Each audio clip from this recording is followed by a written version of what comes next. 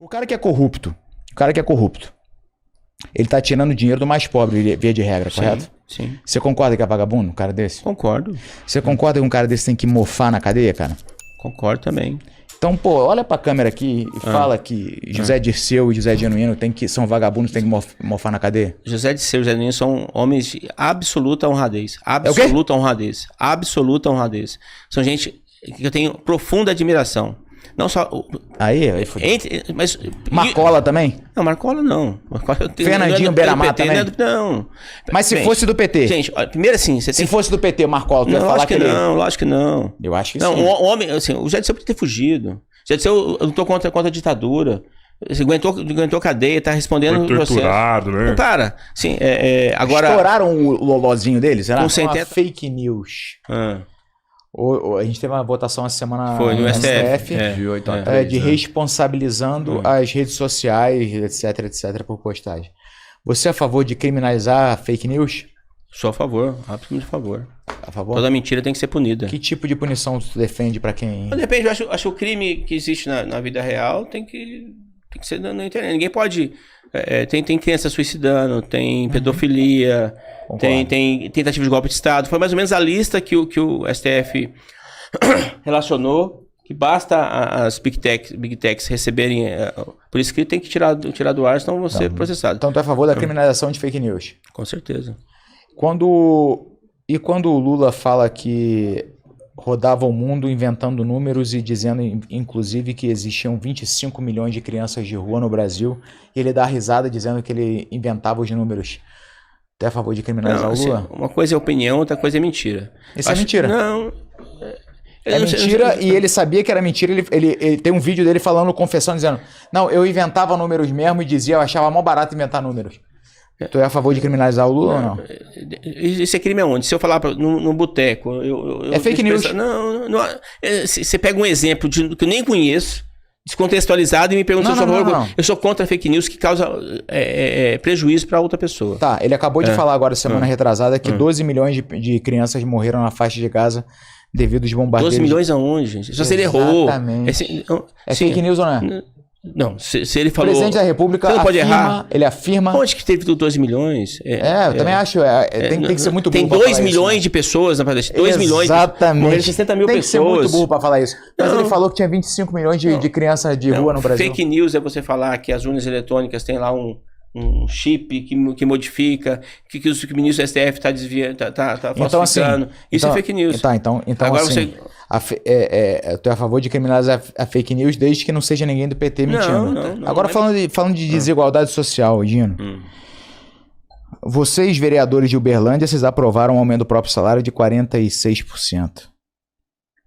O pessoal que você defende, que você representa, você conhece alguma história de algum desses... Você teve 5 mil votos, você falou, né? Algum dessas 5 mil pessoas teve um reajuste de 46%, 48% do seu salário? Você conhece alguém que teve um... E você acha que isso tem que ser a referência? Eu acho que... Você acha que isso não é demagogia? Eu acho que é demagogia você falar em... você combater a desigualdade social enquanto você aumenta o seu próprio salário em 46% e as pessoas que você diz representar não têm essa mesma possibilidade. Onde você conhece parlamentar que faz diferente? Qual o exemplo que você me dá? É o seguinte, olha, eu quero muito, na verdade, assim, eu ia achar muito foda se eu pudesse chegar aqui hoje e falar assim, caralho, Gino. Conheço um. Eu ia falar, caralho, Gino, vou te falar, eu discordo de tudo que tu fala. Eu acho que o PT é uma merda. Eu acho que eles fodem com os pobres, mas, meu irmão, eu tenho que tirar o chapéu pra você, que tu foi o único sujeito homem que foi lá e votou contra o reajuste. Você realmente faz o que tu prega. Mas eu não consigo fazer isso hoje porque tu votou a favor, cara. Olha que curioso. O Lula gastou uma fortuna dos pobres pra mandar um avião pra pegar a ex-primeira-dama do Peru, que foi condenada por corrupção e lavagem de dinheiro. Nardine Heredia é o nome dela, eu acho. Mandou lá, aí falou que na campanha ele falou que ia acabar com esse negócio de sigilo em tudo, né? Botou 5 anos de sigilo em cima dos gastos dessa operação da FAB para buscar a criminosa, bandida, vagabunda que foi condenada lá por lavagem de dinheiro. Em desdobramento da Lava Jato também recebeu propina, essa pilantra sem vergonha. Deu asilo para ela e mandou um avião da FAB buscar ela. Isso tem um custo absurdo. Só para levantar um avião da FAB do solo é uma grana ferrada. Dinheiro que os pobres que pagam. E a nossa pobre, coitada, a moça negra, morreu lá na Indonésia agora, lá no vulcão, a Juliana Marins. Moça, mulher e negra, minoria vezes 2 que tu defende. E o Lula não moveu uma palha, não mandou nenhum avião da FAB lá pra tentar resgatar a moça. Em outro país pra mandar? Ué, não mandou no Peru pra pegar a mulher? O Peru é outro país ou é território brasileiro? Eu sei que o próprio pai da moça que faleceu lá já conversou com o Lula e tá interpretando como fake news todo tipo de acusação ao presidente Lula. O governo brasileiro se empenhou desde o começo. Agora, não se empenhou não. O Itamaraty não fez nada. O Lula, pra pegar a vagabunda lá antes de ser presa, mandou o avião da FAB rapidinho pra buscar uma brasileira, mulher e negra lá, que tava fodida. Não fez nada. A mulher morreu ao relento. Bem, atribuir culpa ao Lula eu acho quase um pecado. Ué, mas ele não tem poder sobre os aviões da FAB ou não? Ele não manda fazer? Manda levantado? Não, para outro país, para Indonésia. Peru é outro país ou não? Essa história eu nem conheço. Essa história eu nem conheço. Você vem com... não conhece não? Mas hoje, quem é o maior representante do povo do Brasil hoje? É o Lula. É o Lula? Com certeza absoluta. E por que o Lula nunca mobilizou o povo falando assim, ó, o judiciário tá atrapalhando? A gente precisa avançar com essa reforma agrária. Se ele é o maior representante do povo, por que ele não mobiliza o povo e fala assim, eu preciso de vocês? A gente precisa avançar com essa reforma agrária e o judiciário tá impedindo aqui. Eu preciso mobilizar a classe operária, mobilizar o povo, mobilizar o MST para que avance essa... Oi, Gino. Então nós tivemos 2 governos Lula, 2 governos Dilma, que em um determinado momento a gente tinha a maioria dos indicados ao STF, indicados por governos petistas, certo? Votaram pelo Lula na cadeia, inclusive. Mas por que não usou do prestígio da indicação deles para resolver o entrave judiciário da reforma tributária? Lembrando ainda que a gente ainda teve o mensalão, onde o Lula comprava todo o parlamento. Por que não comprou o parlamento para resolver o problema agrário no Brasil também? Então, eu não sei de onde você tirou essas informações, que é da mídia, né? Do quê? Do mensalão que o Lula comprava. Até o Zé Disseu foi absolvido. Então, assim, pera, posso te corrigir? Claro. Posso corrigir? O Zé Disseu não foi absolvido. O STF condenou 25, ninguém foi absolvido. Você está falando do Petrolão. Que foi, porque o PT tem muitos escândalos de corrupção. Mas não. O mensalão não. O mensalão, José Dirceu, ex-presidente do teu partido, foi condenado. José Genuíno, ex-presidente do teu partido, foi condenado. Delúbio Soares, tesoureiro do teu partido, foi condenado. E, inclusive, o próprio Delúbio Soares admitiu todo o esquema de corrupção. Então, mensalão, foram 25 condenados pelo STF. Não teve ninguém absolvido. Isso aí, a absolvição, você vai falar do Petrolão, que também não foi absolvição. Mas a gente pode falar sobre isso também. Mas aí também é aquele negócio, se começar a negar, é igual tu negar que esse boné é cinza. Se tu me falar que não teve mensalão, aí a gente tá discutindo aqui Nárnia, Ratanabá, sei lá, que é Nibiru, é terra plana, aí entra na abstração total. Mensalão é algo que... Fato. Pronto. Por que não foi usado esse prestígio monetário para comprar o parlamento e o prestígio das indicações da STF para resolver o problema agrário no Brasil? Eu acho que eu sei a resposta. Mas eu quero te perguntar primeiro, e aí se você não souber, eu te dou o que eu... Ou não já vou adiantar. Eu acho que é porque não há interesse de resolver isso. Porque se você resolve esse problema agrário no Brasil, se você resolve o problema da desigualdade social, o meu querido doutor Higino não tem mais uma batalha para encampar e não é mais eleito. A Dandara não tem mais uma batalha para encampar, não é eleita. O Lula não consegue enrolar, mais ninguém não é eleito. O PT se dissolve. Então o PT ele precisa fomentar a pobreza enquanto finge que luta pelos pobres para continuar se reelegendo, continuar tendo o seu curral eleitoral. Vê se não é esquisito.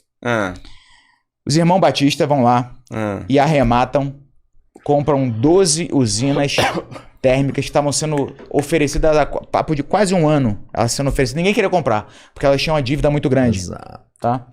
Aí os irmãos Batista de Wesley Batista, os mesmos da JBS que admitiram que pagaram propina na Lava Jato, tudo ok. Eles foram lá e compraram essas 12 usinas.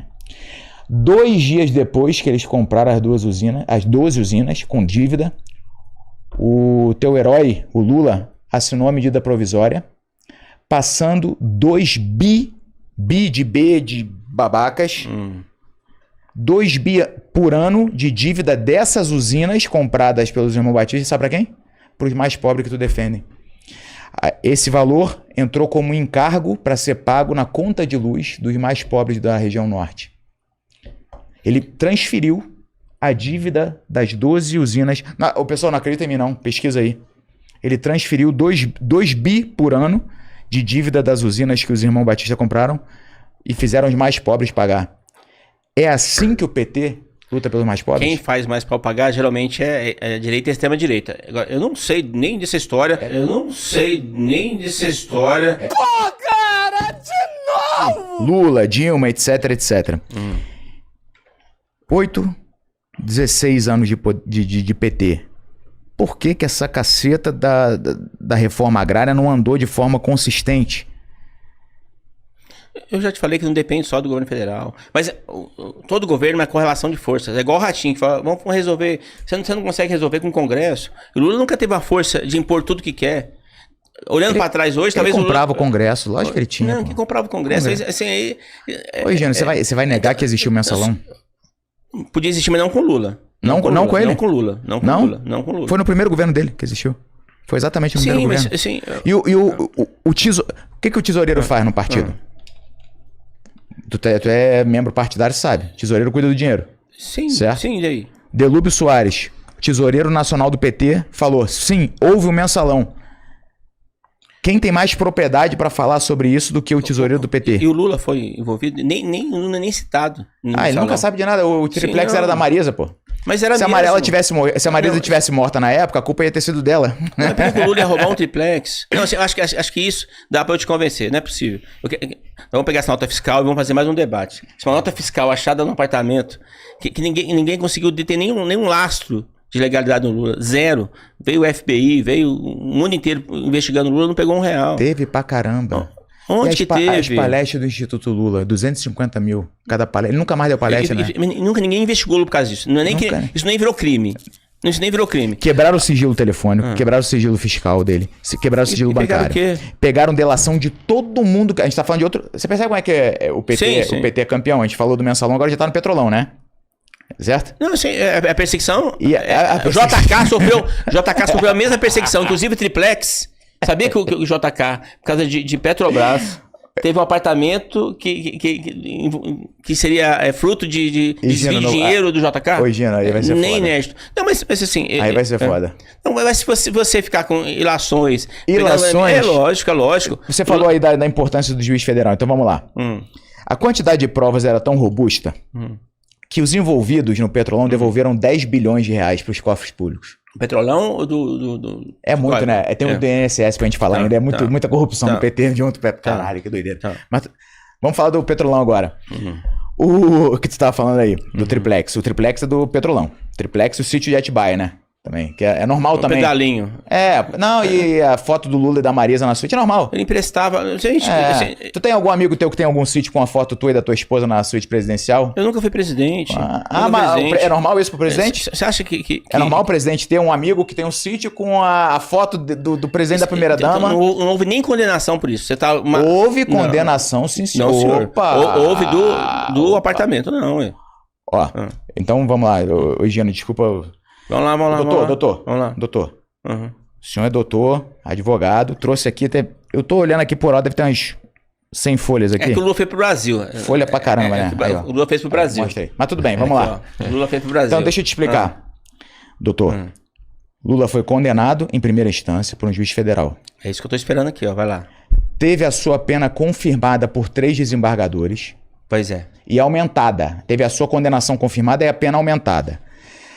Teve a sua condenação referendada por unanimidade do STJ, dos ministros do STJ, e reconfirmada pela maioria do STF. Aí, 5 anos depois, por esses arranjos, essas coincidências que acontecem no Brasil, 5 anos depois de um juiz federal, 3 desembargadores, uma cacetada de ministros do STJ, mais uma cacetada de ministros do STF, terem resolvido falar, não, ele realmente é um criminoso, um vagabundo que roubou o povo. Aí, de repente, do nada, um ministro do STF fala assim, não, mas olha só, isso não devia ter sido na vara de Curitiba, não. Anula e joga pra Brasília. Vamos começar tudo de novo em Brasília. Ninguém falou que o Lula era inocente. Falaram pra anular, porque não era foro de Brasília, de Curitiba, joga pra Brasília. Só que aí o Lula já tinha atingido a idade de 75 anos. O que acontece quando alguém atinge a idade de 75 anos, doutor? Vamos por parte, vamos primeiro discutir a condenação. Não, mas o que acontece quando atinge 75 anos? Você quer discutir direito? Não pode. Vou discutir política. Também. Eu sou curioso um pouco. Você é 30 anos de advocacia? Não, minha área não é criminal. Eu sou curioso só. Quando você faz 75 anos, o que acontece? Eu vou te matar uma curiosidade diferente. Mas me explica o que acontece. Eu não sei de que acontece, não.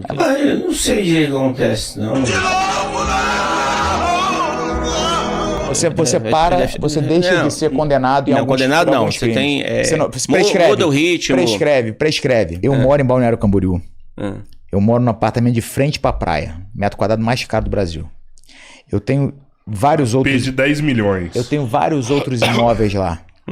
Só de imposto, mês passado eu paguei 53 mil reais de imposto. Imagina quanto é que eu não tô faturando. Aí, ó, tá vendo que beleza? Tô bem, né?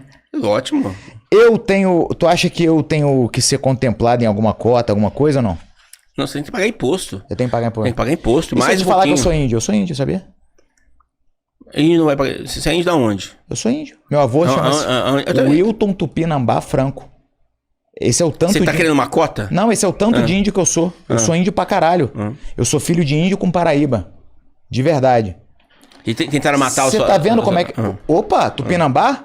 Tupinambá? Não, você. Tupinambá. Eu não. Eu não. Agora tu concordou comigo. Você se basear em critérios passados pra justificar o presente... Você acha que não tem influência? Porra nenhuma. Você acha que não tem influência nenhuma? Eu sou índio, compadre. Eu sou índio com Paraíba. É uma exceção, mas... Bem sucedido. Bem sucedido por quê? Porque eu me aprimorei, eu corri atrás, eu aproveitei minhas oportunidades. Então se você quiser, você consegue.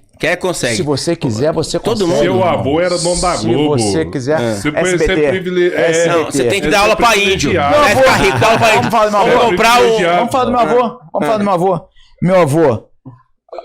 Meu avô, ajudante de pintor, ele todo dia, sem brincadeira, meu avô me dá um orgulho do cara da história dele.